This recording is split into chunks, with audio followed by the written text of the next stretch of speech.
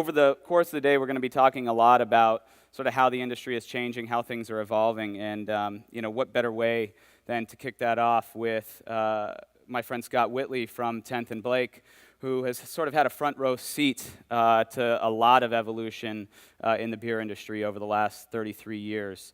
So over the next 30 minutes, Scott's going to provide his view of how things will continue to evolve going forward, and really sort of underscore the importance of focusing on the fundamentals as thousands of new breweries continue to disrupt the beer business.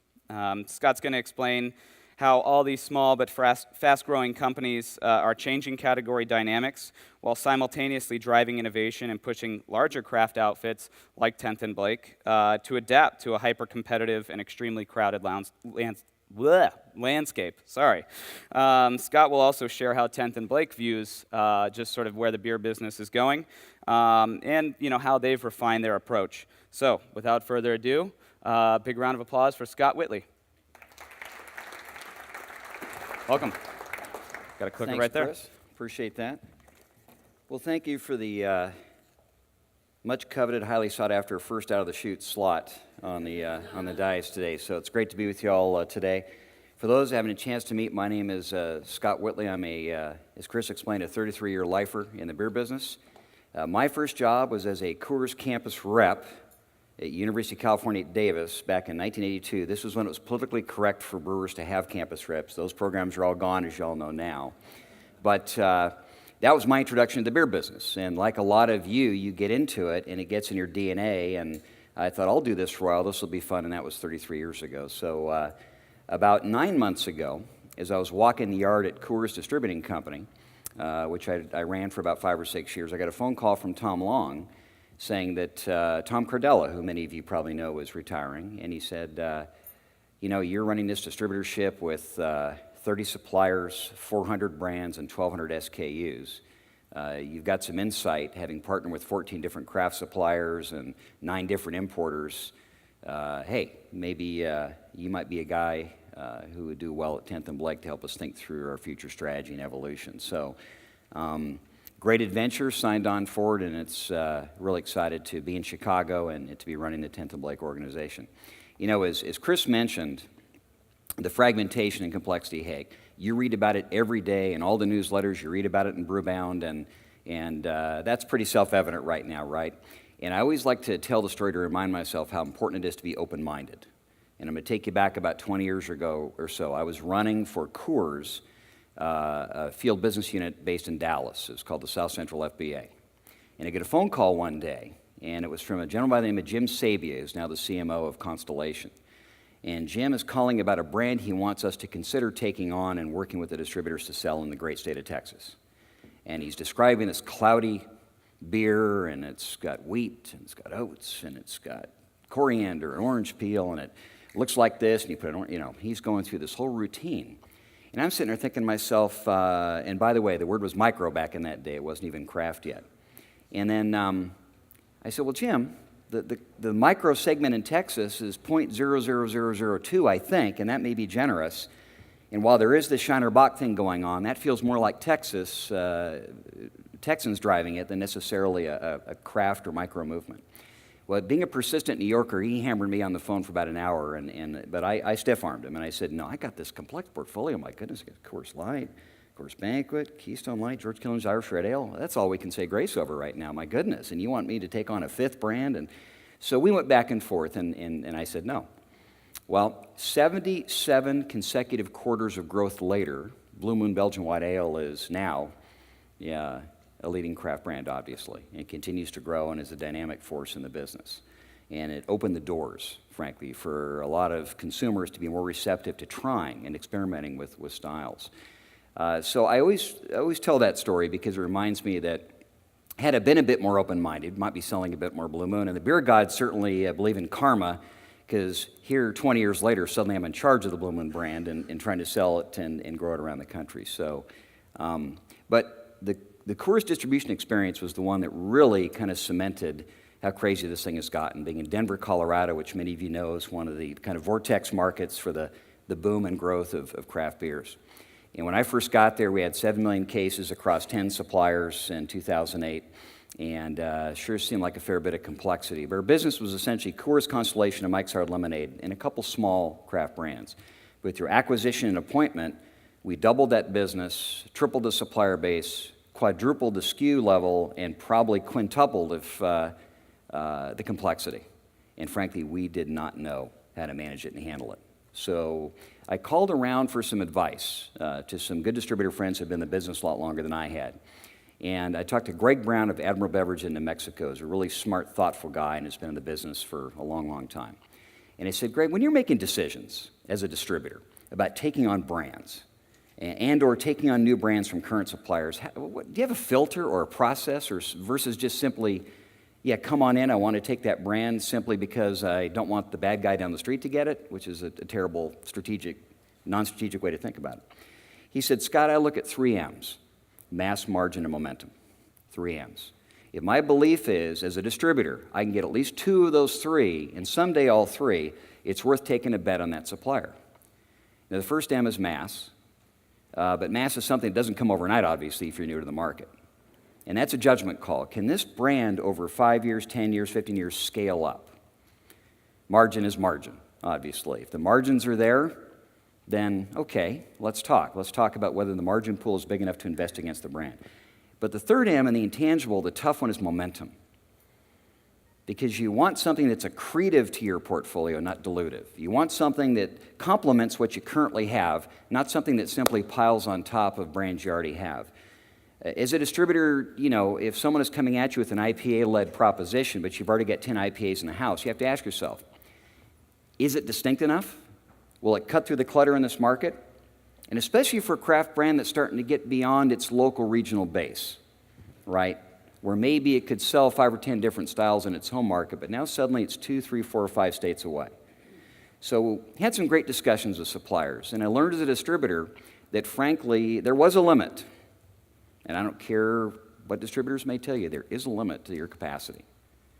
And there's a limit to the capacity the craft suppliers have to supply you with product and invest in markets. And you've got to really make an honest assessment, I think, of what makes the most sense for your business. So, you know, Chris, we'll talk back and forth here in a couple of minutes. But as I think about fragmentation, I hearken back to kind of an old school lesson I've learned over the years. Focus is your friend in a fragmenting environment. Throw a little alliteration at you there. Focus is your friend in a fragmented environment. So at 10th and Blake, I realized that the 3M process kind of works for a supplier as well, as you think about where to place your bets and where to invest. And so one of the first things I did with the team is had a good chat about, so where's our focus? And I quickly realized we weren't as focused as we need to be. A wise man once told me, hey, you can do anything you want, but you can't do everything you want. And I thought, that makes some sense. And that's kind of where we were. I had ideas coming into my office almost daily about this style or this brand or this or whatever. And I realized what was happening over time, and it's gradual, is we were diffusing our focus. And our efforts and our resources were becoming a bit more peanut buttered. And I realized what I had to do is probably rein that back in and get us focused on a handful of things. And so I'm a big believer in white space and big print and few slides. This is my only slide. And these are the 4 things that 10th and Blake will be all about. Our craft companies, Blue Moon Brewing Company, Jacob Leinenkugel Brewing Company, and Crispin Cidery. News and innovation. I want to have a 3 to 5 year pipeline full of ideas and real live liquids and products and have the debate and the give and take on what's next. And what styles do we need to be in? What kind of seasonals do we need to stay current and relevant? The seasonal thing, as you all know, that is a dog's breakfast in terms of trying to figure out, do you repeat one? Do you kill it after 1 year? Is the consumer now so into news that you got to have a new thing every season, every year? I mean, that's a bit of complexity that a lot of the industry players are wrestling with. But a rich pipeline of news and innovation. Prestige imports, we have, because we're the craft and import division of MillerCoors, Peroni and Pilsner Urquell. And just a quick thought on Pilsner Urquell that I find really interesting. There are craft-centric accounts, and you all know them, work with them, are them in some cases, and they're craft-centric accounts that are stiff-arming anything they consider big or more mass, if you will. And even brands like Sierra Nevada and Fat Tire from New Belgium have trouble getting into cracking the code in some of these accounts. But Pilsner Urquell is interesting. We've had a lot of receptivity to it from craft-centric accounts. And it is because of the authenticity and heritage of the story, the original Pilsner from 1842, 173 years of history. That resonates with retailers, even the ones that are the most staunch against taking anything that is larger mass, even a larger mass craft brand. So some insights have helped us take Pilsner Urquell and actually get it on a pretty good growth trend, and ironically, a lot of it's been built in craft accounts. So Peroni and Pilsner are focused there, and strategic partnerships. We clearly are looking at strategic partnership opportunities in the M&A space, but that said, it's less important to me than the first 3 pint glasses, because the first 3, we have so much opportunity as a company to continue to grow those portfolios. This is not to say this is all we're ever going to do. This is to say that by focusing our resources, we're going to be more effective. And the evidence is in our numbers year to date. Of the 5 kind of major brands or brand families I discussed, all 5 are growing nicely, and 4 of the 5 are growing at a faster clip than they were growing this time last year. That's a good thing, okay? But that's not going to last forever. So what we're going to have to do is build on this foundation and continue to think about what's next. So, Chris, some quick opening comments, and let's chat. Thanks, Scott. Big round of applause for Scott. Let's make our way to the... You want to sit where you like. So I should note for those of you in the audience that might have questions, feel free to text, tweet, or email them. I'll get them up here on the iPad. The information's at the bottom of your agenda, but just email ask@brewbound.com. There's a phone number there on the bottom of the agenda. You can text or tweet us using the hashtag BBSession. So if you guys got questions for this guy, feel free to send them up. Scott, you talked, sort of your key point there was the 3 M's, mass, margin, and momentum. Talk to me a little bit about how 10th and Blake is, taking that idea and applying it to the business, and how craft brewers can think about, really driving behind those 3 M's. Well, I think, Chris, as I think about craft brewers, when you're competing in an environment with a few hundred, that's one thing. When you're competing with thousands, theoretically, that's a whole nother situation for a craft brewer. So I think if you're a craft brewer looking at expanding, you've made the decision. You're local, but you have aspirations beyond just being a player in your city, your county, or your part of your state. It's never been more important to be righteous about your face, your place, and your story. Your strategy and your vision for your company. We are great believers in face, place, and story, because the research we've done shows that really resonates with consumers. They like to know that there's a face, a founder. Keith Villa is our face for Blue Moon Brewing Company. And they love the 20-year story of struggle, and there's a place, and at Coors Field, the Blue Moon Brewing Company there at Sandlot. So face, place, and story is important, but being really righteous about your strategy and your vision, I think, is equally important. And that's where I think some people get lost. When I was at CDC, I'd get a phone call almost every week from somebody saying, "Got a great beer for you." Well, tell me about your company. And they would kind of stumble, right? They really didn't have a story. And, tell me about your beer. Well, it's an IPA. There are lots of IPAs out there. So tell me about your IPA and how it's differentiated from other IPAs. And what do you know about Denver, Colorado? Well, it seems like a really cool place. I mean, it's Great American Beer Festival's there, and lots of people drink. So it was apparent to me, and I was very patient and helpful with these folks. And Chris, I'd say, hey, take a time out, step back, and think about who you are, where you're going, and what your face, place, and story is. And I think that, frankly, is the best way then to give yourself a shot. If you want mass margin momentum someday as a craft guy, I think you got to check the boxes on those things first. Right. Is face, place, and story going to be enough for some of these brands to succeed, though? I mean, there's 3,400 plus craft breweries out there now. It would seem to me that consumers can only digest so many faces, places, and stories.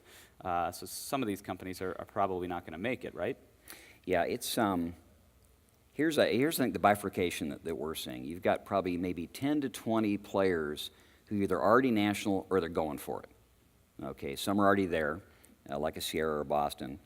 Some are working like their tails off to get there, like a Lagunitas, and those guys are probably going to be okay because they'll have the mass margin of momentum to fight the wars going forward for the next generation. Right. They'll have enough of a branding capability and marketing capability to kind of differentiate their brands and position them. They can invest in packaging and innovation. Then you got the local guys, the hundreds, maybe thousands now, brew pubs who are happy to stay local. And that's created, we'll talk about it in a moment, an interesting dynamic for retailers as well. It's the folks that are kind of getting a little beyond their ski tips. They're out of their local market, they're into a couple states, 3 states, 4 states, they're regional. I worry for those guys the most because they may get caught out sort of in the middle. You don't have the mass and the size to go for it, but on the other hand, you're larger than just a local player. That's why I think the M&A activity, frankly, has kicked in so heavily, because a lot of those guys realize, I'm at a point now where, the hell of the brewing industry is you can't add capacity 1 barrel at a time. You got to add them at big chunks, and those big chunks are expensive chunks. Yep. And I think, Chris, a lot of guys wake up and realize, I really have no choice if I'm going to be viable down the road. I could, do I sell out? Do I partner up? Do I merge with somebody? And it's forcing a lot of those strategic decisions for the guys that are sort of beyond local but not quite national. So where's 10th and Blake going to fit in and all that?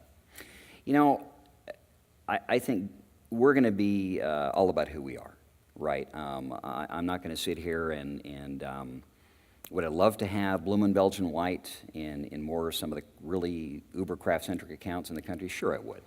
But I'm not going to fight that battle. I'm going to continue to make sure that our beers are positioned as approachable, sessionable.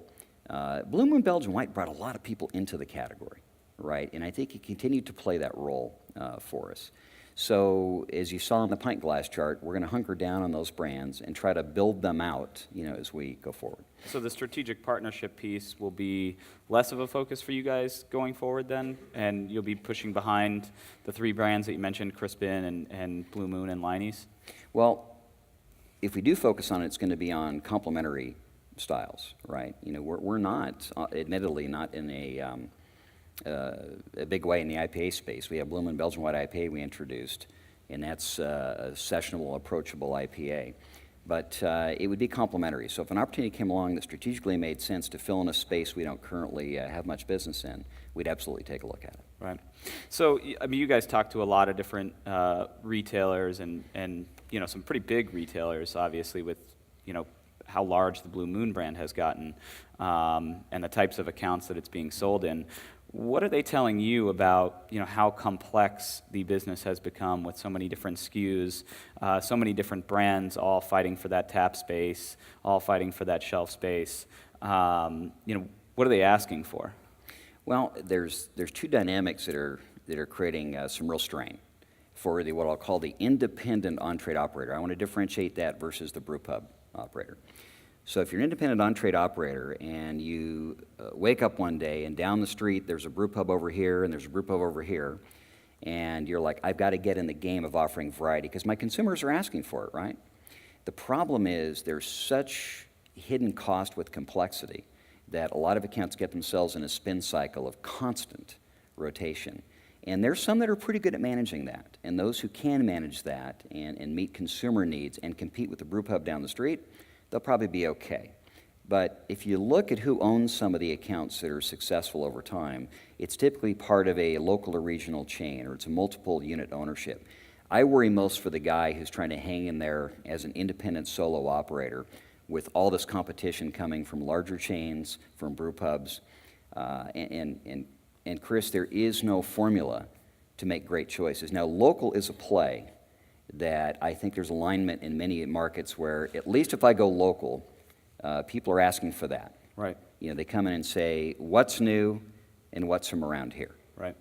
Okay, and so a lot of accounts are gravitated to that direction. But the problem is, once again, it's created such complexity and cost. And then the suppliers, it's tough on suppliers too. I talked to a craft brewer last week and had a great conversation. He said, you know what?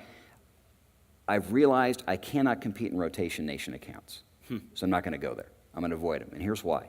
Because that damn tap handle is so expensive. And to work my butt off to get a placement and then 7 days, 14 days, 21 days, 30 days later, it's out, And, I don't get the tap handle back probably. It goes to somebody's basement. That's a problem. Yeah. And I don't think it's evolving so quickly. I'm not sure that unless you strategically as an account have a righteous focus on what you're all about and the consumer you're trying to attract, there's a really good answer for a lot of people right now.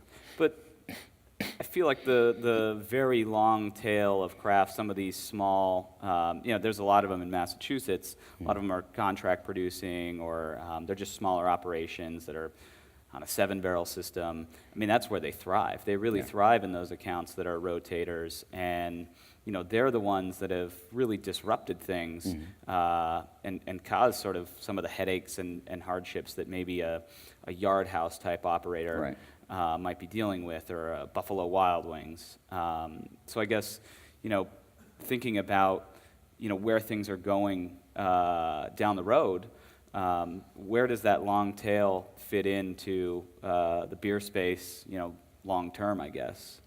It's the answer to that, I think, is there's a trade channel split too, right? So the off-trade retailers often will complain, gosh, I've only got so much square footage, and adding square footage for beer is expensive, but they have a process and data. So they can accommodate local, but they're also keeping an eye out for what is moving locally. Whereas the on-trade environment is so much more subject to subjectivity, where a local bartender likes Chris's IPA and says, I'll take a flyer on that, and he may take off a tap that frankly might have been more productive for the account, right? Right. The on-trade piece, I think, is where we're trying to provide counsel and advice around balance. All right, and balance is this. Absolutely, you want to take advantage of local neighborhood trends, but not at the expense of creating such churn that you're actually over time maybe not selling as much as you could, and you've created this very complex, costly environment behind it to support it. And on-trade's tough from a staffing and hiring standpoint. The consumers, another thing the consumers have pushed on hard is they expect a bit more knowledge from the folks behind the bar, right? And that's something we've also worked hard through our Tenth and Blake beer education process with the retailers. And it's not just small independent key retailers, it's some of the larger on-premise chains want and need beer education for themselves and their staffs. So strategically they can sort through what should I carry? And then on the ground, when that consumer walks in and wants to talk about, well, tell me about your IPAs, they can actually do it in a way that gets that consumer to come back. Right. So let's sort of pivot here a little bit and tap into all that knowledge that you have from the distribution side. As a lot of these brands are getting to the point, I mean, we sort of touched on it earlier, as they start scaling up and as they start thinking about spreading their wings a bit, moving into new markets, how should a lot of these brands that are currently in that long tail, really thriving on the rotation nation, think about their next step as they're looking to move into, maybe a contiguous state or even further, and sending their beer around the country? How should they think about those decisions that they're going to have to make? I think, Chris, the biggest challenge for smaller suppliers who want to expand is, do they have the resources to do their homework? What I mean by that is that you've got to be absolutely righteous about picking the right distribution network when you expand. Because as many people know, the franchise laws in some states are pretty tough. And once you align with a distributor, you're in for potentially the duration, right? So having a strategic vision and purpose for your brand to face, place, and story is helpful in that conversation with the distributor. Understanding who your consumer target is and understanding where your brands fit. And then the homework part is getting into the market and talking to customers, talking to retailers, and asking about distributors. And doing it with a somewhat reasonable set of criteria, so you get the feedback you need about service, about knowledge, about all the things that are important to you as a supplier. I've seen in Colorado many situations where a supplier decided, Chris, I want to get in. I got to get into Colorado. I got to get in now. Right. And they ended up aligning with a distributor that, frankly, could not service their needs and aspirations in the market. They were misaligned, right? A distributor could only high spot their brands versus one that could go deeper in the market for them. So being righteous about that distribution choice is absolutely critical. Now, if I'm sitting on the distributor side of the table, as I said before, I'm going to want to know enough to make a good judgment call on whether this is a good partnership. Culture is also part of it too. right? And that's been a bit of a clash in some cases for some suppliers with distributors. Hey, distributors have a business to run, and they are for-profit businesses, right? But distributors also fundamentally understand that their value is totally baked in to the quality and the reputation of the brands they carry. And the good distributors make really good choices about what they take in their portfolio. What I tried to do is make sure my choices were complementary and not dilutive. And I was mentioning earlier, once you get to a certain number of brands and a certain style, you have to ask yourself, is that 11th or 12th one going to do you or the supplier any good? And once these brands get to a market, though, how they act in that market and the strategies they deploy with their portfolio, with the types of brands they're bringing to market, the kinds of marketing initiatives they're doing, I mean, those are going to vary depending upon kind of where you go. But, I guess, how should these companies think about, their focus and where their attention should be once they get to a new place? Well, and this is something I would have some honest conversations with to prospective suppliers in Denver.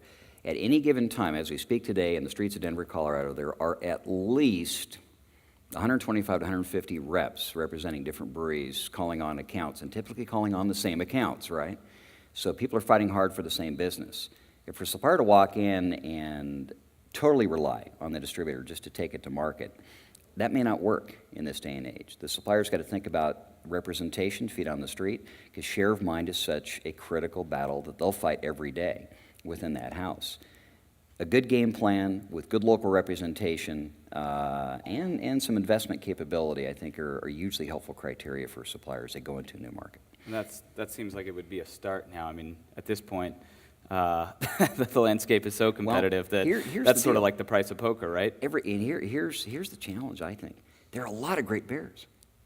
There are thousands of great beers, maybe hundreds of thousands, I don't know, if you add up all the styles in the U.S. And so that's just the ticket into the game, right?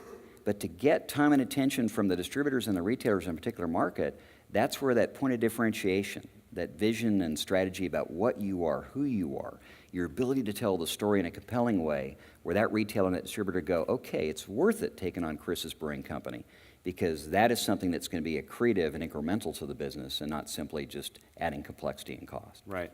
And in your mind, from where you guys are at right now, are the companies that are entering the space or the companies that have entered the space over the last couple of years, are they simply adding complexity to the business, or are they making real progress, driving innovation? Are they doing enough things to carry the category forward, or is it just sort of a glut of new brands that are taking up space? The beers have never been better. The quality processes have never been better. The options have never been better. But all of us who suffered through Economics 101 back in our college days know there's a point at which the numbers don't work for some players in the business.